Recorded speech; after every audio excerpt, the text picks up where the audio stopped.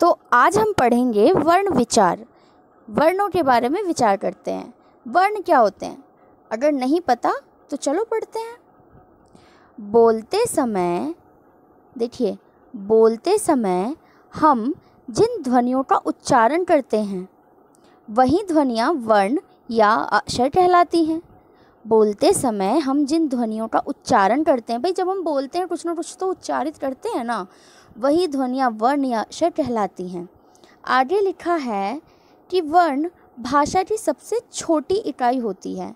वर्ण भाषा के बारे में हम पढ़ चुके हैं, भाषा की सबसे छोटी इकाई है। इस प्रकार वर्ण उस ध्वनि को कहते हैं जिसके और टुकड़े नहीं किए जा सकते। वर्ण उस ध्वनि को कहते हैं जिसके और टुकड़े नहीं किए जा सकते। भाई हमने कह दिया ना भाषा की सबसे छोटी इकाई। अब छोटी, अब मतलब वो बहुत ही छोटी है ना, उसके अब और टुकड़े नहीं किए जा सकते। आगे लिखा है कि लिखित भाषा में प्रयुक्त किए जाने वाले वर्ण प्रत्येक भाषा के अलग अलग होते हैं। देखो, जितने प्रकार की भाषाएं होंगी उतने ही उनके क्या होंगे, वर्ण होंगे। तो हिंदी भाषा में इन वर्णों की कुल संख्या कितनी है, 44। देखो बेटा, ये वर्ग नहीं है, वर्ण है, वर्णों, ठीक है, वर्णों, ये वाला वर्ण। इन वर्णों की कुल संख्या कितनी है, 44। जैसे अंग्रेजी में हम ABCD पढ़ते हैं, वैसे ही हमारे लिए वर्ण है हिंदी में। तो अब देखते हैं, आपने शब्द सुना होगा वर्णमाला। वर्णमाला, वर्णमाला क्या होती है, वर्णों की माला। देखो यहाँ पे भी इन्होंने वर्ड कर दिया गलती से, आप इसको वर्णमाला कर लेना। वर्ण, ये वाला वर्णों की माला यानी वर्णमाला। वर्णों के व्यवस्थित रूप को वर्णमाला कहते हैं। देखो यहाँ पे भी गलती हो गया है, यहाँ पे भी आपको वर्ण कर लेना है, ठीक है। वर्णों के व्यवस्थित रूप को क्या कहते हैं, वर्णमाला कहते हैं। वो जो हमारा पूरा अ से शुरू होता है और यहाँ पे ख़त्म होता है ना, उसी को हम वर्णमाला कहते हैं।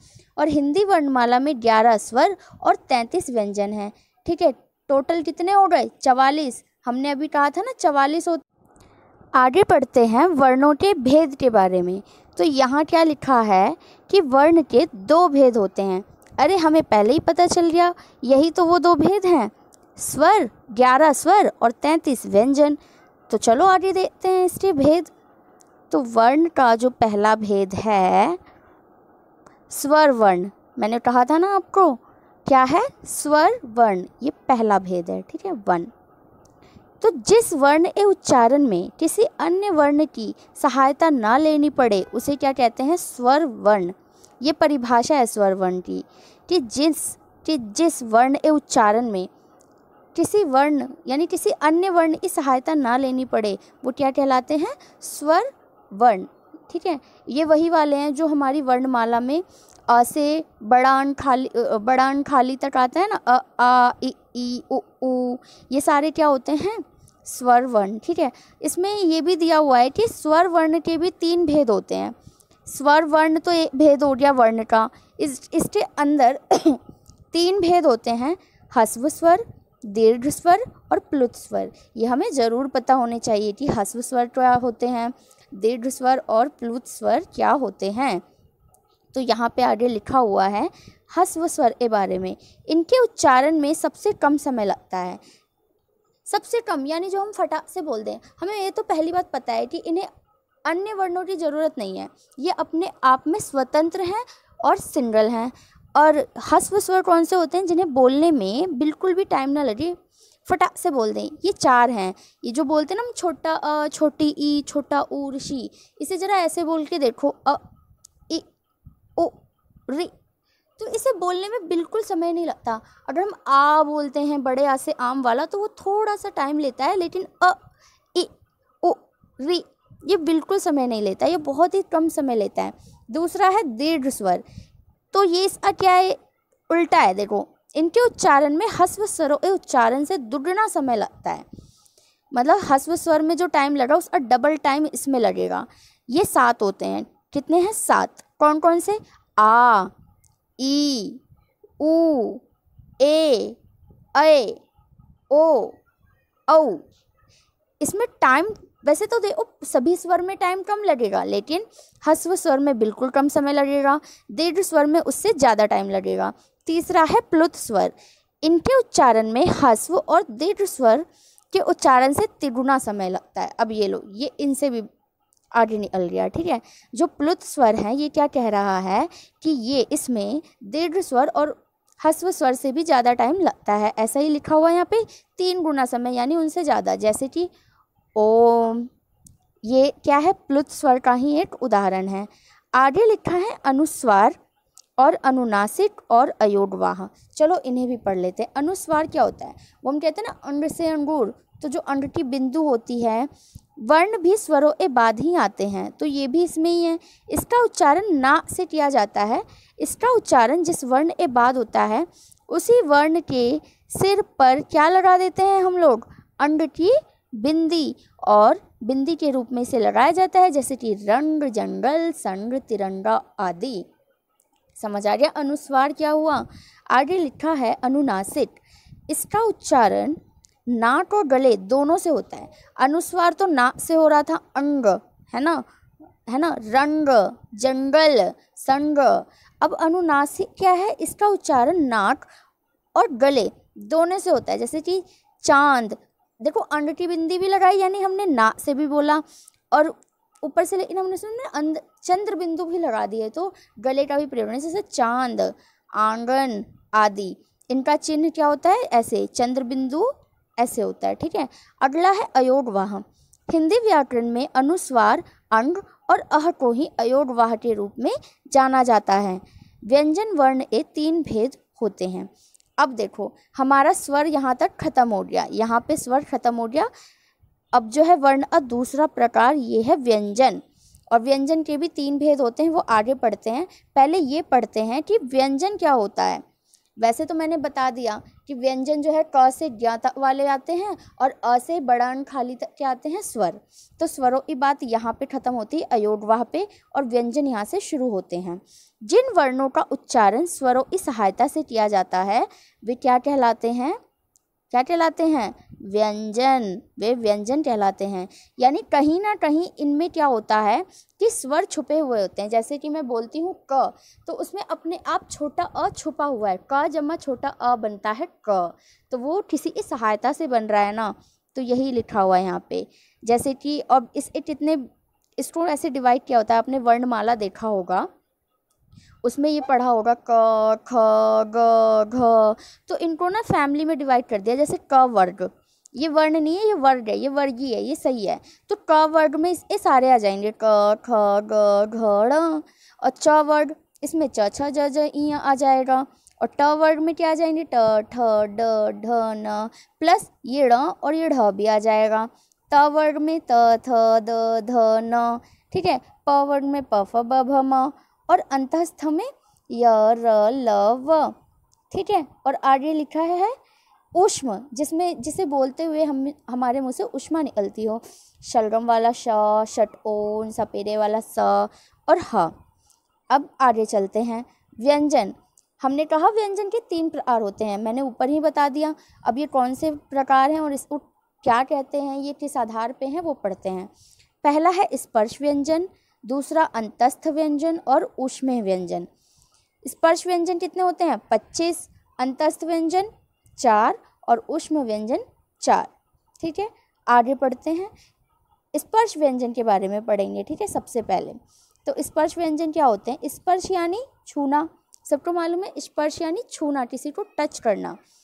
जिन व्यंजनों का उच्चारण करते समय फेफड़ों से निकलने वाली वायु कंठ, तालु, मूर्धा, दांत, ओठों का स्पर्श करती है। देखो वो व्यंजन जिनका जब हम उच्चारण करते हैं या बोलते हैं तो फेफड़ों से जो हवा निकलती है, वो जो हवा है वो कंठ को, तालु को, मूर्धा, दांत और ओठों, हमारे मुंह, गले से लेके जो मुंह से उच्चारण करते हैं यहाँ तक में हमारे 5 अंग आ जाते हैं। एक कंठ आता है जहाँ पहले हवा जाती है, फिर तालु, फिर मूर्धा आती है, फिर दांत आते हैं और फिर ओठ आते हैं। तो उन्हें स्पर्श करते हैं, इन्हें ही हम क्या बोलते हैं, स्पर्श व्यंजन। ये कौन से हैं, क से लेके म तक 25 हो गए, ठीक है। 25, ये जो 25 व्यंजन हैं क से लेके म तक, ये स्पर्श व्यंजन है, ठीक है। क वर्ग का उच्चारण स्थल कंठ है, ते वर्ग का उच्चारण स्थल दांत है। आगे लिखा है अंतस्थ व्यंजन, दूसरा प्रकार। इसका देखो अंत जमा यानी अंत का मतलब क्या होता है, अतः मतलब मध्य या बीच का, जो बीच में स्थित हो। तो इन व्यंजनों का उच्चारण स्वर तथा व्यंजनों के मध्य होता है, स्वर और व्यंजनों के मध्य। जैसे उच्चारण के समय, आगे समझो इसको, उच्चारण के समय जीवा यानी जीभ मुंह से किसी भाग को स्पर्श नहीं करती। जैसे कि बोलो य, क्या जीभ ऊपर तालू को या नीचे दांतों को टच कर रही है? नहीं। र, ल, व, वे, व नहीं वे। आगे तीसरा प्रकार है ऊष्म व्यंजन। ऊष्म मतलब क्या होता है? ऊष्मा गर्मी, तो ऊष्म यानी गर्म। इन व्यंजनों के उच्चारण के समय वायु मुख से रगड़ खाकर ऊष्मा पैदा करती है, यानी उच्चारण के समय मुख से गर्म हवा निकलती है। गर्म हवा निकलेगी जब आप इसका उच्चारण करते हैं, जैसे श। आगे हाथ रखो, आपको महसूस भी होगा, श, स, ह। ठीक है, तो आपको व्यंजन समझ आ रहा है। व्यंजन के तीनों प्रकार, स्पर्श व्यंजन, अंतस्थ व्यंजन और ऊष्म व्यंजन। आगे है स्वरों की मात्राएं। हमने देखो स्वर तो पढ़ लिया, स्वर और व्यंजन दोनों चीज़ें पढ़ ली। क्या आपको ये तो पता ही होगा ना कि स्वर जो होते हैं उनकी मात्राएं होती हैं। अ से अंग तक जो है, बड़ा अंग खाली जो है, वहाँ तक जो है इन सबकी मात्राएं होती है। प्रत्येक स्वरों के लिए निर्धारित चिन्ह और मात्राएं होती हैं। देखो प्रत्येक स्वरों के लिए जो चिन्ह होते हैं ना, जैसे कि हम लिखते हैं बड़े अ से आम, तो इसकी मात्रा क्या है? ये क्या है? इसका चिन्ह है। तो यही क्या कहलाती है? यही मात्राएं कहलाती हैं। छोटा बच्चा करता है ना, अ की मात्रा, बड़े की मात्रा, छोटे की मात्रा। आगे उस स्वर अ के अतिरिक्त सभी स्वरों के मात्राएं चिन्ह होते हैं। देखो जो अ से अनार है, इसका कोई चिन्ह नहीं होता, बाकी इस बड़े अ का होता है। इसी तरह छोटी से इमली होती है ना, उसका भी होता है। जैसे ये बड़ी ई की इमली है, तो इसकी ये मात्रा है, इसकी ये मात्रा है। तो छोटे अ को छोड़ और सारे जो स्वर हैं उनके क्या होते हैं? ये चिन्ह होते हैं। इन्हीं चिन्हों को क्या कहते हैं? मात्राएं। तो स्वरों के चिन्ह मात्रा के रूप में व्यंजन वर्ण से जुड़े होते हैं। जैसे कि कल लिखा है ना, तो क के साथ तो अ की मात्रा ही जुड़ी है। अगर मैं कहूँ, अगर मैं यहाँ लिखती हूँ काल, क्या लिखती हूँ? काल, तो क के साथ क्या जुड़ा हुआ है? बड़े अ की मात्रा, काल। तो ये क्या बना? क पे अ की मात्रा का और प्लस ल। ठीक है, तो ये बन गया। तो स्वरों की मात्राएं समझ में आ गई होंगी। आगे देखते हैं, इन्होंने एग्जाम्पल दिया हुआ है, जैसे कि विसर्ग। इसमें कुछ और भी चीज़ें हैं जानने लायक है, उन्हें पढ़ लेते हैं। विसर्ग, आगत ध्वनि और संयुक्त वर्ण। तो विसर्ग क्या होते हैं? ये आपने सुना होगा शब्द विसर्ग। इस ध्वनि और चिन्ह क्या होता है? ऐसा आप कहेंगे यार ये कौन सी मात्रा है? आपको पता है वो बड़ा अंक खाली है ना, ये उसी की मात्रा चिन्ह है। इसका उच्चारण किस भांति होता है? ह। हम इसे ह की तरह पढ़ते हैं। जैसे अगर ये लिखा हो ना अत, अत, इसके आगे अगर हम ये लगा दे तो हम पढ़ते अतः, यानी ये ह का साउंड निकालता है मुंह से बोलते हुए। ये क्या है? विसर्ग।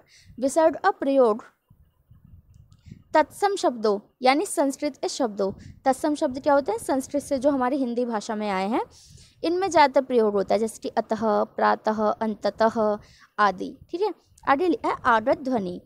अ यानी अर्धचंद्र। अंग्रेजी भाषा के शब्दों को लिखते समय प्रयोग किया जाता है, जैसे डॉक्टर। जब हम डॉक्टर को हिंदी में लिखते हैं, वैसे तो ये इंग्लिश का शब्द है, पर जब हम हिंदी में लिखते हैं ये तो डॉक्टर हो गया।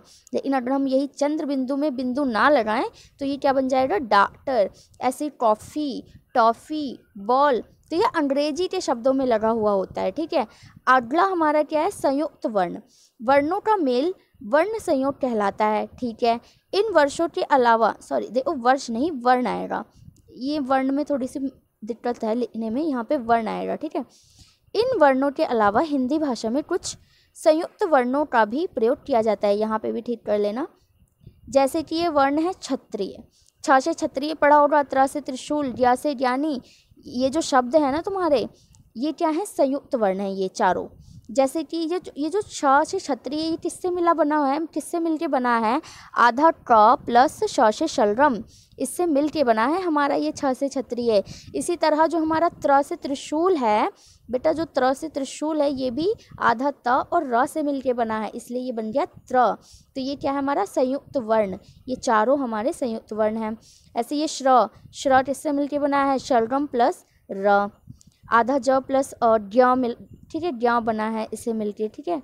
तो हमारा जो वर्ण विचार है यहाँ पे खत्म होता है।